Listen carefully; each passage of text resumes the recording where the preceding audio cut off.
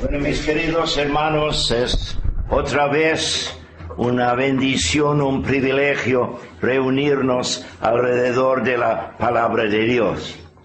Los que tenéis que sentaros detrás de la columna tenéis una ventaja tremenda, porque podéis escuchar mi voz sin tener que aguantar mi rostro. Por eso digo siempre que salgo más guapo en audio que en vídeo. Pero sí, nuestros temas durante estas mañanas son temas tremendos, temas de mucha importancia. Y obviamente hay muchísimo más que decir sobre estos temas que lo que podemos en el tiempo de un solo estudio. Sin embargo, creo que podemos acercarnos a estos temas con suficiente profundidad para que tenga su debido impacto en la vida de cada uno de nosotros. Y esto es mi deseo aún al entrar ahora en un estudio de la existencia de Dios, que no sea un estudio meramente académico, sino que tenga el propósito pastoral, que nuestra respuesta a estas verdades sea tal que nuestra relación con el Dios que sí existe se profundice de día en día. Ya hemos orado esta mañana pidiendo al Señor que tengamos un encuentro existencialista, es decir, un encuentro que afecte nuestra mera existencia, que tengamos un encuentro con Dios. Entonces, vamos a dividir nuestro estudio esta mañana y creo que serán casi las mismas divisiones cada mañana. Vamos a ver la necesidad de la existencia de Dios, la naturaleza de la existencia de Dios y luego cómo todo esto ha de afectar nuestras vidas. Entonces, primero vamos a la necesidad de la existencia de Dios. Primero que nada, tengo que insistir que no es posible comprobar lógicamente la existencia de Dios. No es posible. Lo mejor que podemos hacer es decir que la inmensa probabilidad de su existencia es clara. Pero siempre falta un paso de fe, no un paso a ciegas, sino un paso inteligente de fe al Dios que probablemente sí existe, pero es una probabilidad inmensa, dadas tantas pruebas de esta probabilidad. No son pruebas de la existencia de Dios, pero pruebas de la probabilidad de su existencia. Los teólogos hablan de el argumento ontológico, el argumento etiológico, el argumento teleológico, el argumento estético. Bueno, antes de que nadie se ponga a dormir,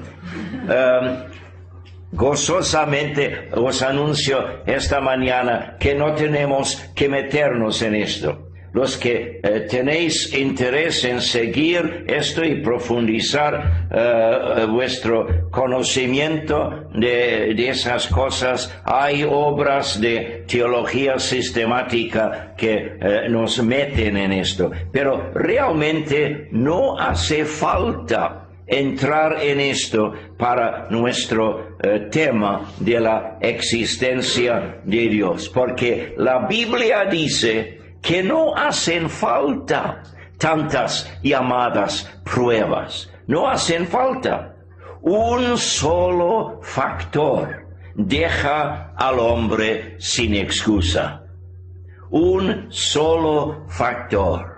No hacen falta ni siquiera apoyos a ese factor. El factor en sí es suficiente para dejar al ser humano sin excusa. Me refiero, por supuesto, a Romanos capítulo 1, el versículo 20, que reza así.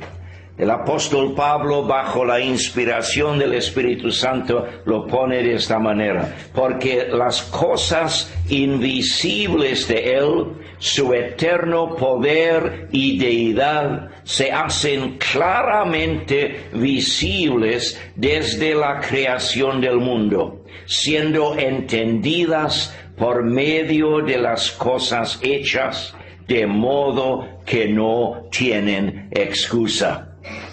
No tiene excusa ningún ser humano solo al contemplar el universo alrededor, porque las cosas invisibles de Dios, su eterno poder y deidad, se hacen clarísimamente visibles desde la creación del mundo, siendo entendidas por medio de las cosas hechas. Solo por contemplar la creación vemos la necesidad de que haya un Dios creador. De modo que los seres humanos no tienen excusa. Tiene que haber otra razón por negar la existencia de un creador. Alguna razón por dentro. Algún motivo personal por no querer aceptar esto.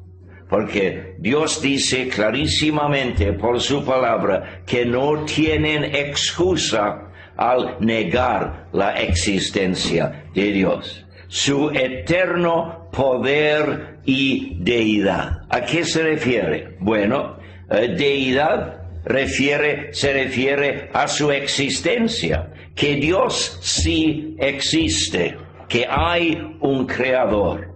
Y más que esto, su eterno poder. Es decir, que Dios existe y que ha obrado con poder creativo desde la eternidad. Él no está dentro de los confines del mundo, del espacio y del tiempo, sino Él mora en la eternidad fuera de los límites del espacio y del tiempo. Y desde la eternidad, desde fuera del mundo, del espacio y del tiempo, Él ha obrado con poder creativo. Esto se revela solamente al contemplar el universo alrededor. Suficientemente, aunque obviamente no contesta toda pregunta, pero a lo menos da suficiente testimonio de la existencia de Dios para dejar al ser humano que niegue a Dios, se le deja sin excusa. Entonces no tenemos que ir más allá. El tema de la existencia de Dios es fascinante, por supuesto, y hay muchos pormenores en toda esa verdad que nos interesan. Pero en cuanto a la proclamación de Dios al mundo alrededor, y estamos con verdades para el mundo de hoy, es solamente llamarles la atención al universo alrededor. ¿Por qué? Porque las consecuencias de una... Yo hago uso ahora de una palabra que proviene del mundo de los ordenadores. Las consecuencias de una programación son obvias en la creación. Vemos tantas consecuencias, tantos resultados de una programación en diferentes aspectos de la creación alrededor. Y obviamente tal programación habla de un programador. Y creo que a esto se refiere el apóstol Pablo en ese versículo en Romanos 1:20, que contemplar el universo es notar la suma necesidad de que haya un creador que ha programado el universo tal como está. La célula biológica, por ejemplo, es un ejemplo llamativo de algo programado. El ateo no tiene explicación de la presencia de vida en el mundo, pero a lo menos sabe que hace falta, para que haya vida, hace falta una célula biológica o botánica. Y la célula no ha podido evolucionarse, porque no hay nada en las diferentes partes de una célula que exija la presencia de las otras partes. Habría tenido que ser por pura casualidad, y una casualidad tan increíble realmente, para que cada parte estuviera. Pero fuera de esto, la célula no funciona como célula si falta alguna parte de la célula. La célula biológica y botánica tiene que haber aparecido al instante para funcionar así. Así con el ojo. El ojo, la evolución impersonal sin un creador no habría producido un ojo. ¿Cómo podría la evolución impersonal saber la necesidad de que tuviéramos ojos para ver? Y el ojo necesita que cada parte esté presente para que funcione como ojo. O podemos entrar en un sinnúmero de ejemplos de esto, donde hace falta un programador, porque estamos con consecuencias de una programación. Pero quiero mencionar, entre los muchos que hay, dos casos interesantísimos de la programación. Por ejemplo, hablando de la jirafa.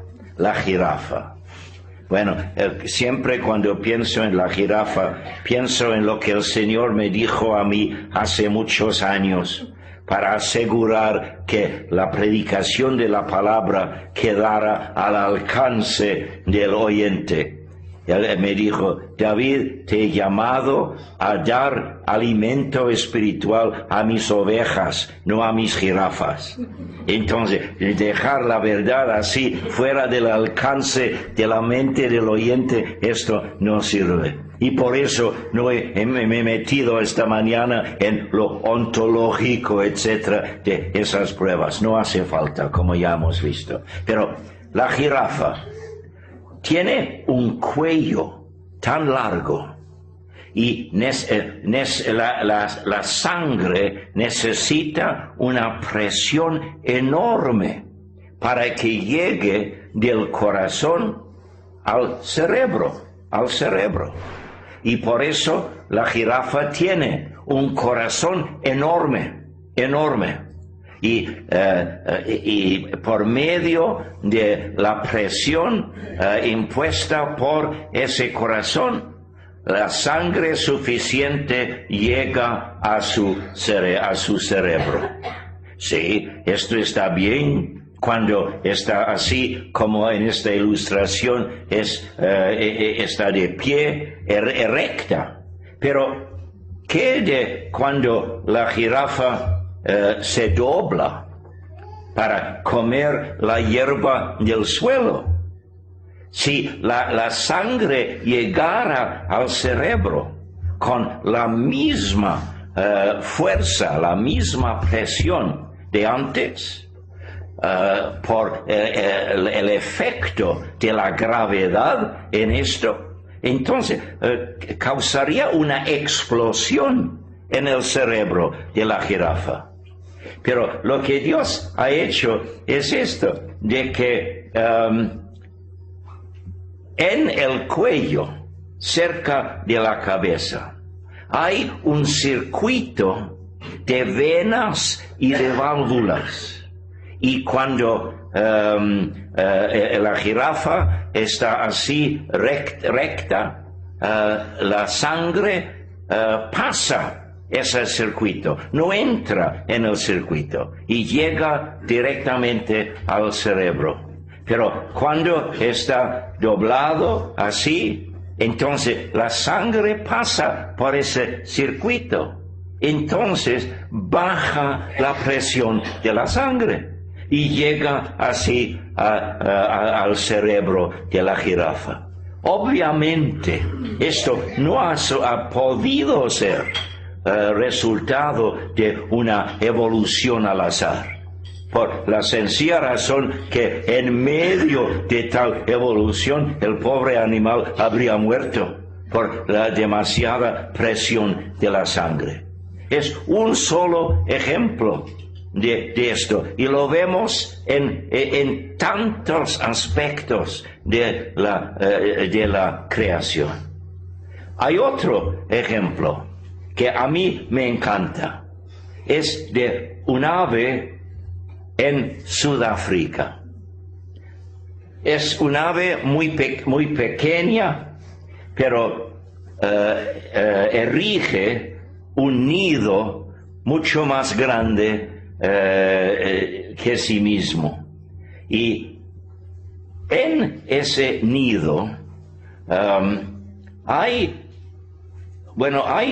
dos aparentes agujeros. Bueno, el de abajo no es agujero, no da entrada al interior del nido, sino parece un sitio ideal para poner los huevos. Pero si el ave pusiera huevos allí, entonces no sobrevivirían los pollitos. ¿Por qué? Porque por ahí se mueven serpientes y van buscando huevos porque viven de esos huevos. Entonces, aunque parece ideal para huevos, el ave no pone sus huevos allí, sino por encima de ese lugar hay un agujero que normalmente está cerrado. Se abre por la presión del pico del ave, como en el caso de la ilustración. Y entonces, esto da entrada al interior del nido. Y allí se ponen los huevos.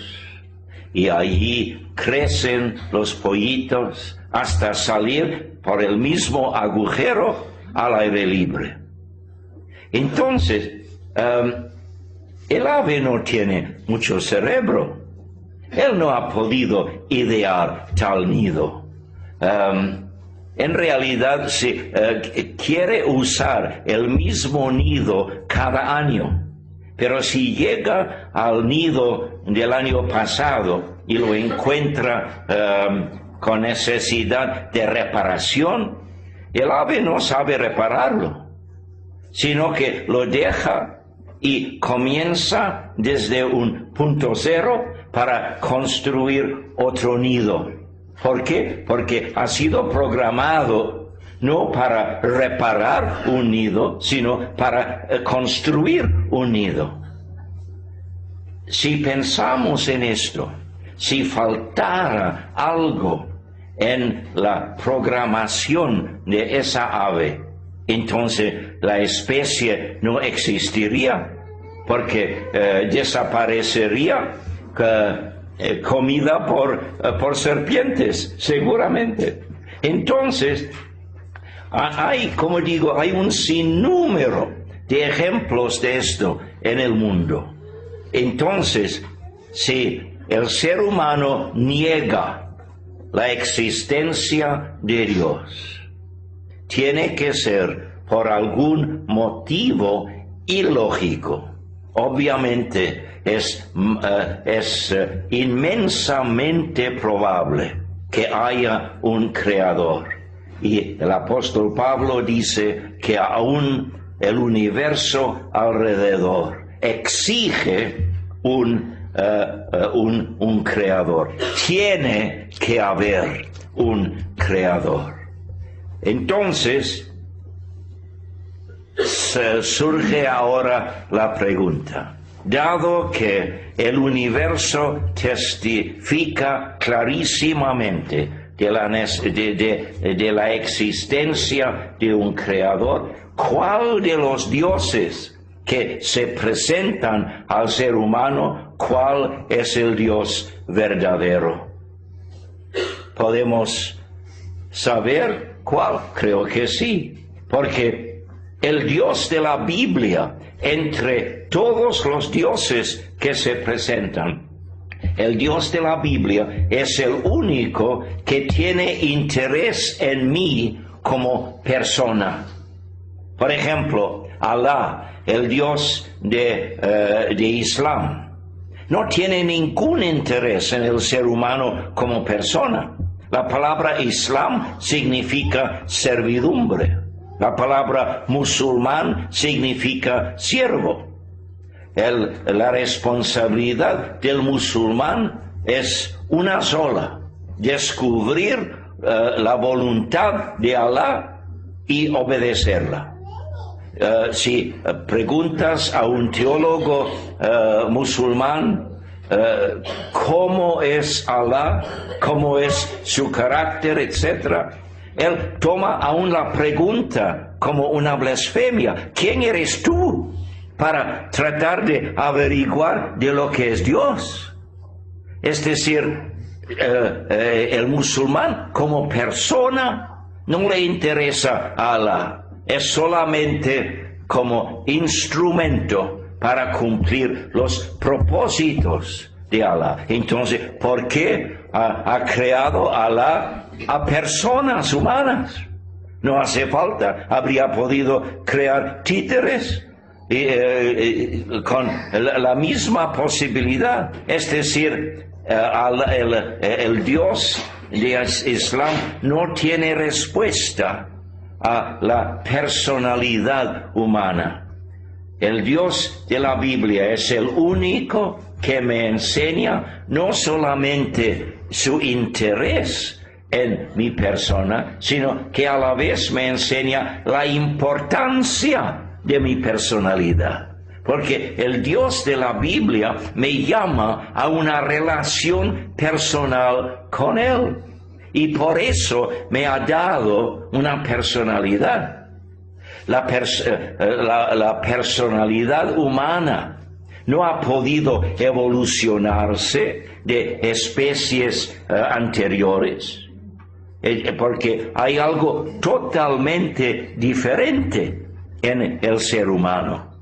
Y entonces la existencia de mi persona es otra evidencia de una programación. Mi creación ha sido programada por el Dios de la Biblia. Entonces, para mí, el Dios de la Biblia es el único que da respuesta a mi propia existencia. Entonces, ahí tenemos, mirando al universo, tenemos la necesidad de aceptar que haya un creador y que para explicar mi propia existencia Él tiene que ser solamente el Dios de la Biblia. Los dioses de los hindúes, por ejemplo, bueno, el hinduismo enseña que tu problema es tu persona y tienes que anular tu personalidad y perderte en una fuerza impersonal. Es decir, no tiene explicación por ser persona el ser humano. Entonces, para mí, esto es lo que me lleva directamente al único Dios que da explicación de mi propia existencia como persona. Entonces, ahí vemos la necesidad de la existencia de Dios. Entonces, ahora algo de la naturaleza de su existencia. Porque este Dios de la Biblia me invita a pensar en Él, a meditar en Él, a crecer en mi conocimiento personal de lo que es Dios. Como he dicho, para el musulmán esto sería una blasfemia. Se dobla ante Dios y no se atreve a preguntar sobre lo que es Dios. Pero sí, el Dios de la Biblia se deleita en revelarse a nosotros. Mañana nuestro tema será la revelación de Dios. No voy a entrar en esos detalles esta mañana, pero sí hay cosas que notar. En primer lugar, solo por contemplar el universo alrededor, veo que su creador tiene que ser infinito y eterno, porque ha obrado desde la eternidad, pero y entonces no limitado al espacio o al tiempo, y es omnipotente. No hay otra potencia, no hay otro poder en la creación comparable con el poder infinito de nuestro Dios. Esto aprendemos, pero no le podemos comprender. Ya vamos a hacer hincapié en esto también mañana, pero por ser infinito, por morar en la eternidad, como vimos ayer en la primera jornada meditando en el cielo, Dios ni siquiera puede revelarnos mucho sobre la eternidad, porque dentro de los límites del mundo del tiempo no tenemos capacidad suficiente para asimilar, para comprender lo que es la eternidad.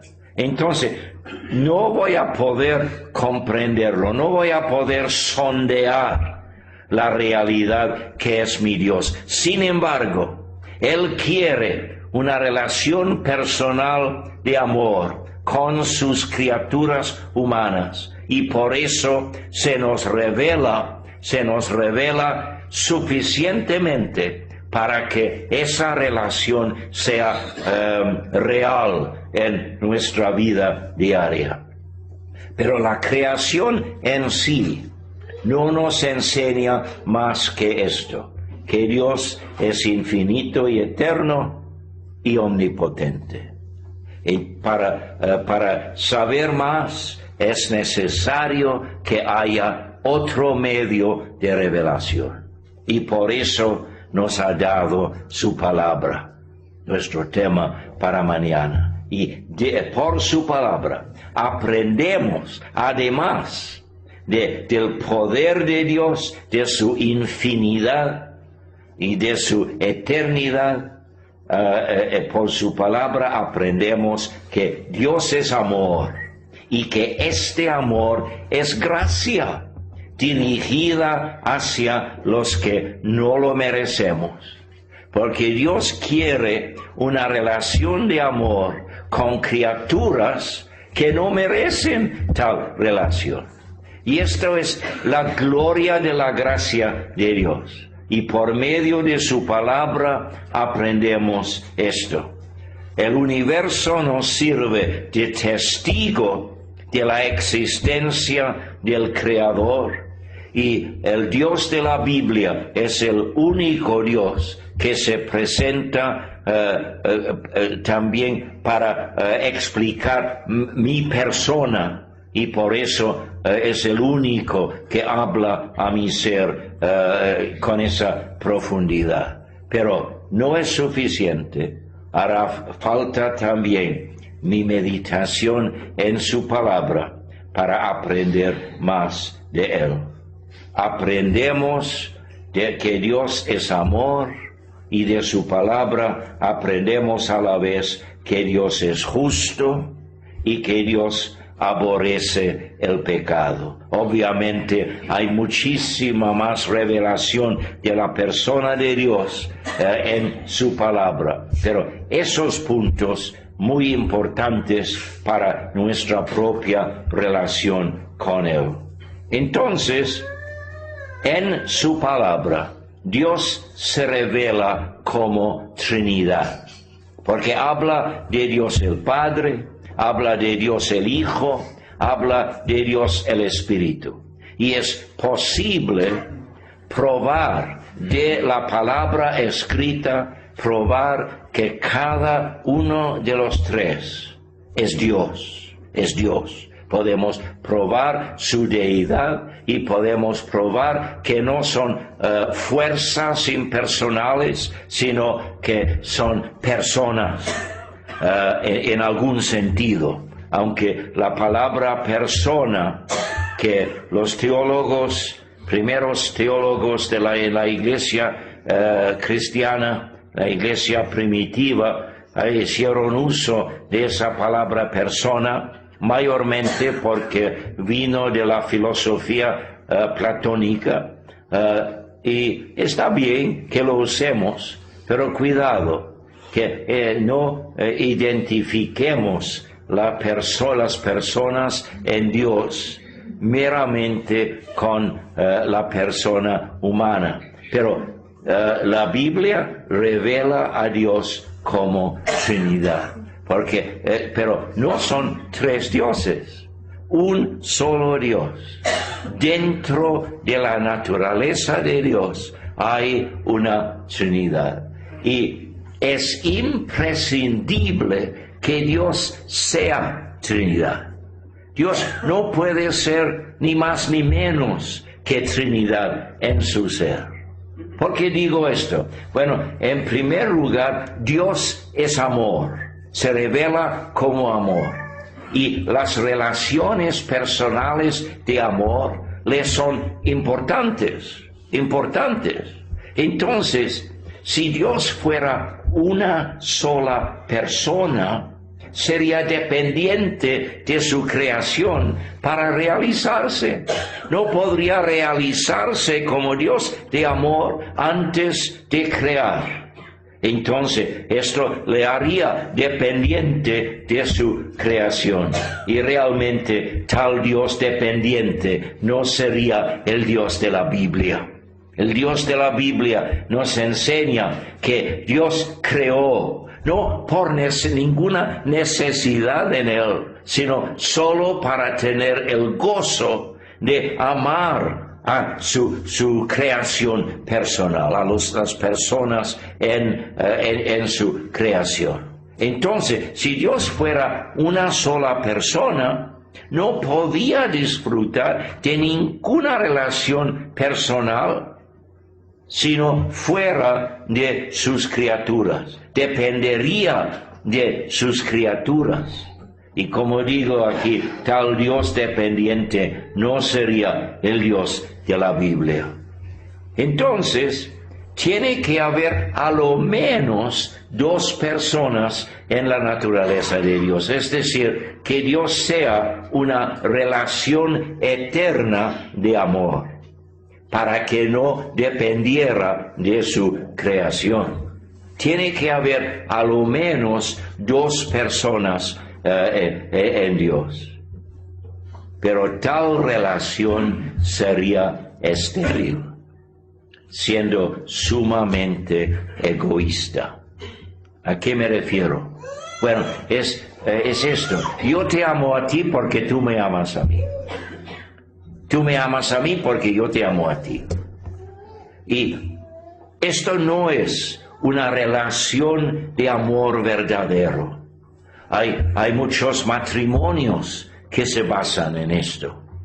Y aún al nivel humano, el amor verdadero no es solamente así, un amor mutuo que satisface algo dentro de uno, sino que necesita otro aspecto, que juntos nos dirijamos a otros, para que desde nuestra relación como par, que el amor que sentimos el uno por el otro se utiliza para inspirar la búsqueda del bien de otros. Esto, por supuesto, vemos en el caso de la familia, los hijos. Pero esto no es suficiente, porque los hijos son los nuestros.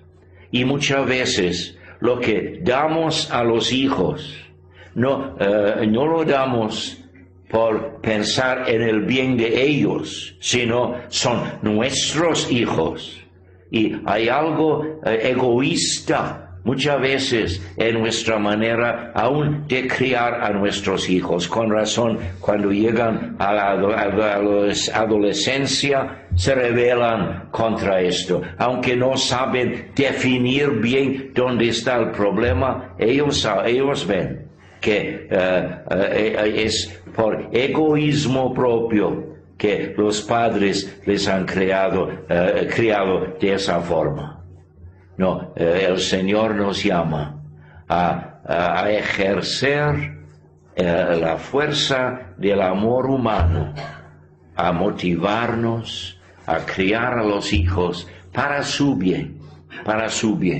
Y esto, por supuesto, incluye el bien superior de criarlos en el conocimiento y la gracia del Señor Jesucristo, porque esto les es necesario. Entonces, si hubiera solamente dos personas en Dios, sería una relación estéril. Como digo, yo te amo a ti porque tú me amas a mí, algo ya cerrado. Entonces, tiene que haber una tercera persona para que cada pareja en la Trinidad se una en amor hacia la tercera. Y esto es la Trinidad. Dios el Padre y Dios el Hijo. Dentro de la relación que llevan, se extienden juntos hacia el Espíritu Santo. El Hijo y el Espíritu. Así extendiendo su amor hacia el Padre y el Espíritu Santo hacia el Hijo. Esto es Trinidad. Es decir, Dios es uno en su sustancia, porque Dios, a fin de cuentas, es una relación de amor. Y esto es algo que queda fuera de nuestra comprensión. No podemos comprenderlo, pero sí podemos ver la necesidad de que el Dios que se revela en la Biblia como Trinidad es necesario que sea Trinidad. Y a fin de cuentas no hace falta una cuarta persona. Es decir, las tres personas forman una relación completa. Entonces, esto es la naturaleza de la existencia de Dios. Esto es su naturaleza como Trinidad que nos ha creado para que el amor que rige entre la Trinidad se extienda hacia sus criaturas humanas. Y por eso hemos sido creados. Esto es la explicación de la personalidad que tengo. Porque Dios habría podido crear autómatas, pero no lo ha hecho. porque quiere una relación personal de amor con nosotros. Pero a la vez, su palabra me enseña que Dios no es un sentimentalismo. Su amor es realista y es justo y aborrece el pecado. ¿Por qué? En primer lugar, porque el pecado impide la relación de amor con Él para la cual nos ha creado. Sí, obviamente en su ser santo no puede aguantar el pecado, pero aborrece el pecado primordialmente por el impacto del pecado en nuestra relación con Él. Le llena de tristeza siempre, seguro, cuando ve a una criatura humana suya dándola la espalda a una relación de amor que le va a realizar como persona, porque hemos sido creados no solo por Dios, sino también para Dios, para realizarnos dentro de esa relación. Entonces, llego a la tercera división de este pequeño estudio. Hemos visto algo de la necesidad de la existencia de Dios. El universo programado testifica de un programador. Y hemos visto algo ligeramente de la naturaleza de su existencia. Es Trinidad. Forzadamente tiene que ser Trinidad para ser un Dios totalmente realizado dentro de sí. Pero me ha creado a mí para que yo también entre en una relación de amor con mi Creador. Entonces, las consecuencias para mi vida diaria, de lo que hemos visto ahora de la existencia de Dios. Primero, puesto que Dios, el Dios de la Biblia, es mi creador, tiene derechos absolutos de creador sobre mi vida. Esto es imprescindible. Por ser el Todopoderoso, el Omnipotente, el Dios todo glorioso. Él no me ha creado para ponerme en competencia con Él, sino me ha creado con derechos absolutos de creador sobre mi vida. Pero desgraciadamente no he reconocido esos derechos.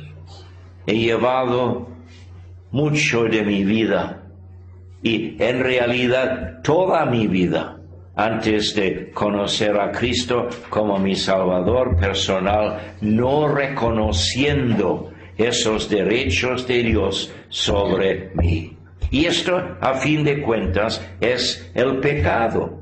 El pecado es no reconocer los derechos absolutos de Dios sobre toda parte de mi vida. Y por eso tengo necesidad de ser salvo de la condenación justa de Dios. Por ser justo, tiene que condenarme por no haber reconocido sus derechos absolutos de creador sobre mi vida. Entonces, su existencia me lleva a ese punto. Pero la gloria de la revelación de Dios es que me enseña que Dios mismo, el Dios a quien he ofendido tan profundamente por no reconocer sus derechos sobre mí, el Dios ofendido por mí me provee esa salvación que me hace falta. Y lo provee en el sacrificio de su Hijo en la cruz. Estos son puntos muy bien conocidos por los que conocemos a Cristo, por supuesto, pero en este contexto vale repetirlos y vale hacer hincapié en estos. Vamos a volver a algunos de estos puntos en otros estudios en esta serie, pero esto es suficiente para ver la importancia de esta verdad de la existencia de Dios y el impacto que esas enseñanzas ha de tener sobre nuestra vida. Entonces, por Jesucristo, al conocerle, al aceptarle como mi Salvador personal, al entregar mi vida a Él como el Señor de mi vida, entonces estoy seguro en las manos de Dios, en el mundo del tiempo y luego en la eternidad. El Dios creador es un Dios omnipotente. No hay enemigo ni conjunto de enemigos con poder ni autoridad suficiente para derribar los propósitos de Dios. Y al aceptar a Cristo como mi Salvador personal, la barrera de su condenación sobre mi vida se quita de en medio y tengo entrada a mi relación personal de amor con Él, y dentro de esa relación estoy seguro en las manos del Dios omnipotente. Creo que esto merece un aleluya, porque así hemos de vivir de día en día. Entonces, esto es el mensaje realmente que tenemos que presentar al mundo. Esos 5 puntos son importantísimos y todo sale de la presencia del programador en el universo. El apóstol Pablo dice, esto es suficiente para que el ser humano no tenga excusa al negárselo. Entonces, seguimos en la vida del creyente, el que sí se ha entregado al señorío del Cristo Salvador sobre su vida. Dios controla toda su creación y por eso puedo reposar en Él. Para mí, la paz de Dios, que sobrepasa todo entendimiento, es una de las bendiciones más gloriosas con que Dios me bendice en la vida. La paz de Dios, la paz que proviene de Dios, la paz que ha de llenar mi corazón al reposar en la seguridad que tengo en las manos del Creador de todo. Esa paz sobrepasa todo entendimiento porque no tiene explicación en mis circunstancias. No proviene de esto.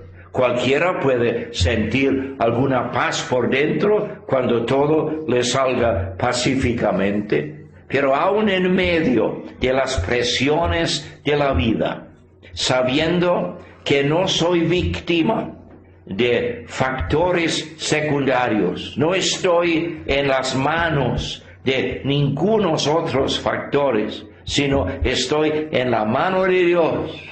Entonces, sabiendo que Él controla su creación, no ha dejado su creación bajo el control de ningún otro. Sí, vemos al diablo, que a la vez es criatura de Dios. Cuando vemos al diablo obrar tanto en la tierra hoy en día, y lo vemos a veces o le sentimos obrar aún en nuestro propio medio ambiente. Pero es criatura de Dios y tiene que obrar solo dentro de los límites de los propósitos del Dios omnipotente. Por supuesto, no sabemos muchas veces no sabemos por qué Dios permite lo que bien podría prohibir.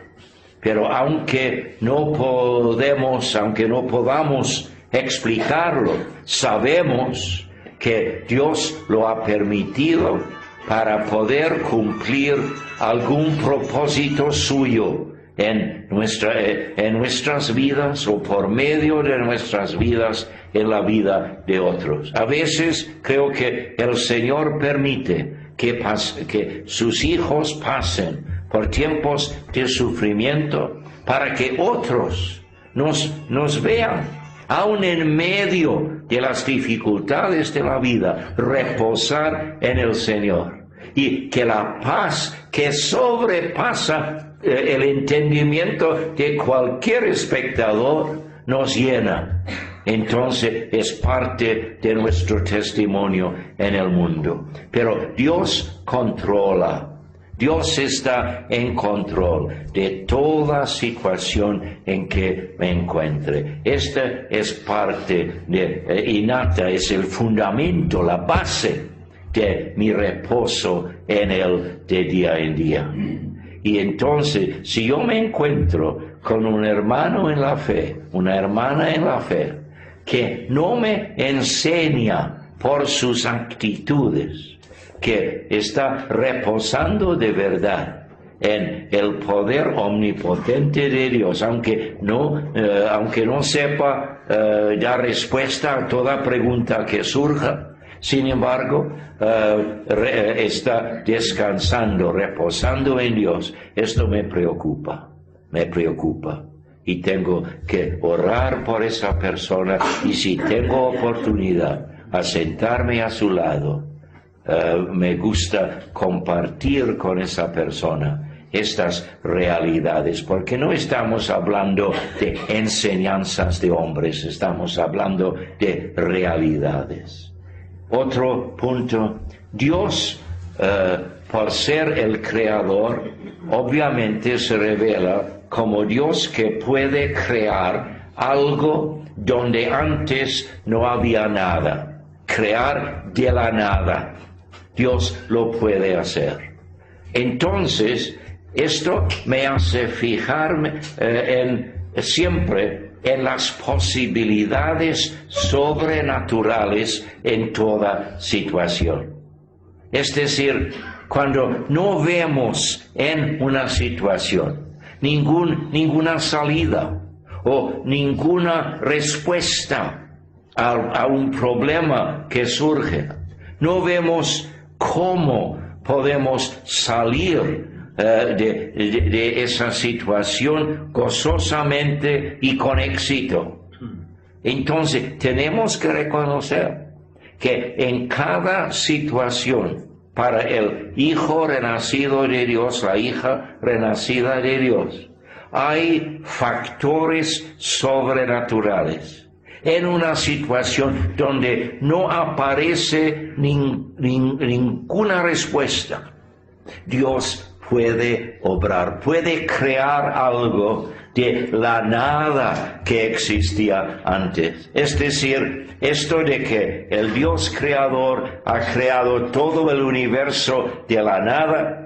Ya sabemos que el mundo habla en inglés del Big Bang, dice que el universo es resultado de una explosión.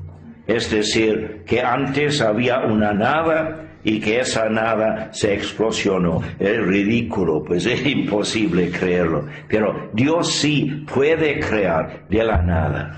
Y no es suficiente reposar en esto en términos generales, sino aplicarlo a cada situación en que nos encontramos. No desesperarnos por no ver posibilidad de éxito en la situación.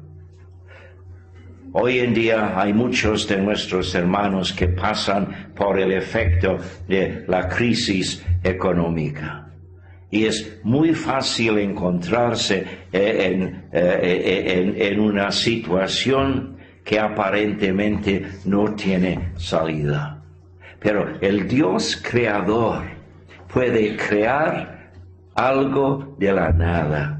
Y la nada que ves ahora en tu situación es el escenario de la obra sobrenatural que Dios quiere hacer en tu vida.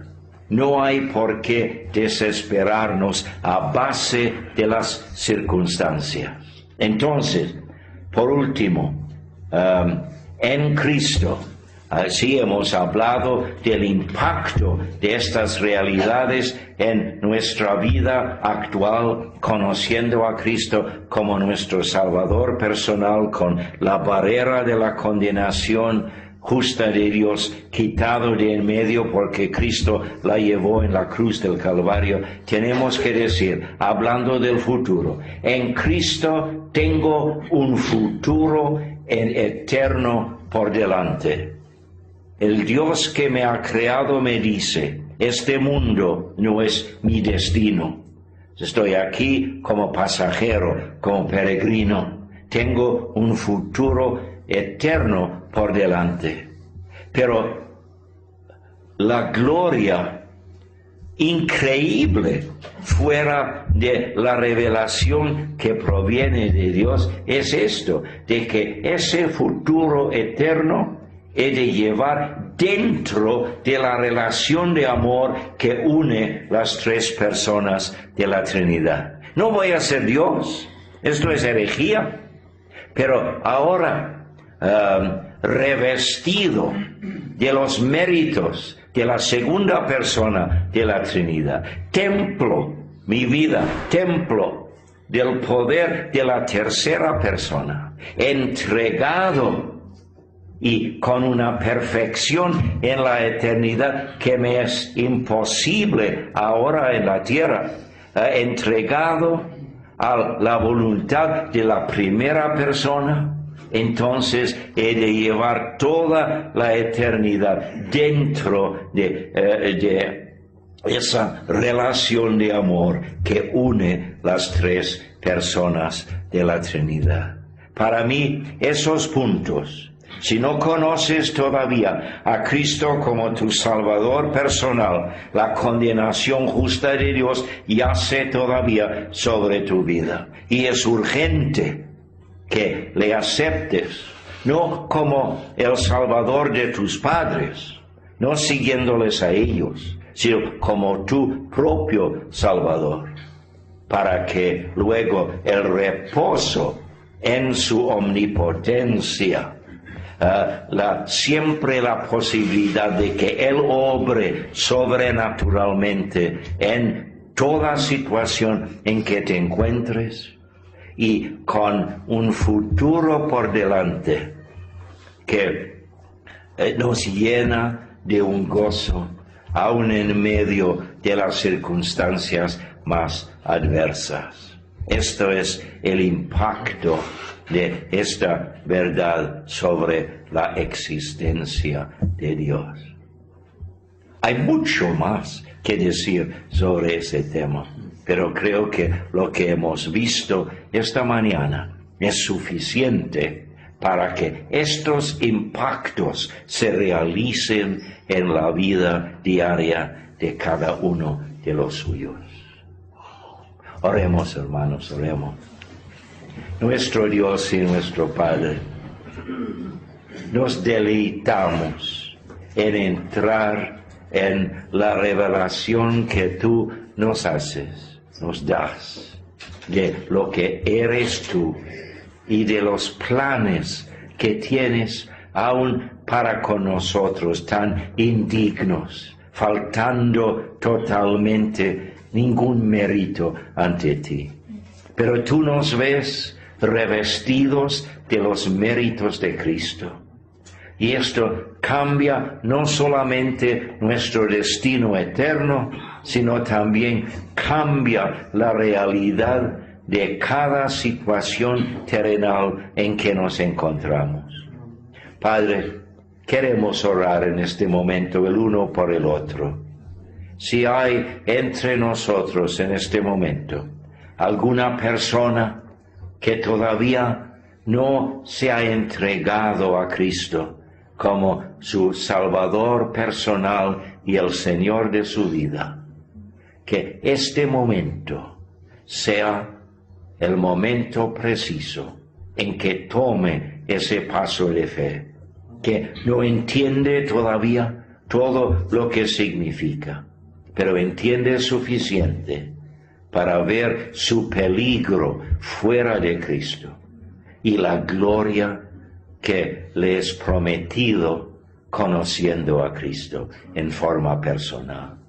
Y también, Padre, queremos orar por nosotros los creyentes.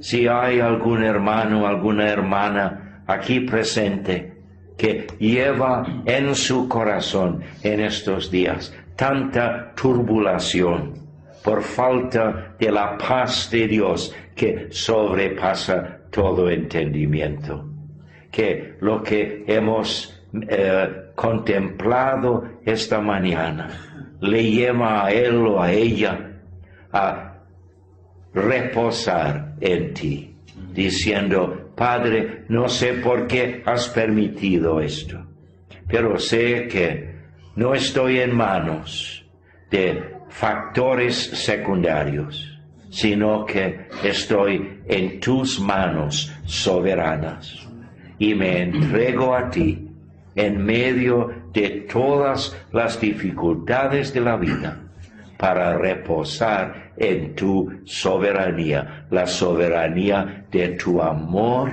increíble en un sentido hacia mi pobre ser. Pero Padre, que a ti y a tu Hijo amado sea toda la gloria. Y Padre, ahora queremos no solamente agradecerte por habernos provisto tan grande salvación, sino también queremos adorarte, queremos deleitarnos en el Dios que nos ha creado, el Dios que nos sigue revelándose en revelaciones tan preciosísimas y que nos llenas de bendiciones que tienen que ser en un sentido limitadas porque estamos todavía aquí en la tierra y seguimos imperfectos aún en nuestra respuesta a ti, pero bendiciones que en sí forman promesas de las bendiciones eternas que nos esperan en la gloria. Oh Padre, te rogamos que nuestra seguridad se base siempre en tu amor infinito hacia nosotros. Y Padre, gracias por habernos revelado que tú existes y que hemos sido creados no solo por ti, sino también para ti, para que solamente en nuestra relación de amor contigo podamos realizarnos de verdad como personas. Oh Padre, te rogamos que hagas tu obra de traducción en este momento, que traduzcas este mensaje esta mañana, de ser un mero montón de palabras a ser tu palabra, viva y eficaz, que lleve fruto en la vida de cada uno de nosotros. Y a ti, Padre, toda la gloria en el preciosísimo nombre de nuestro Salvador y Señor, el Señor Jesucristo mismo. Amén. Amén. Que el Señor os bendiga, hermano.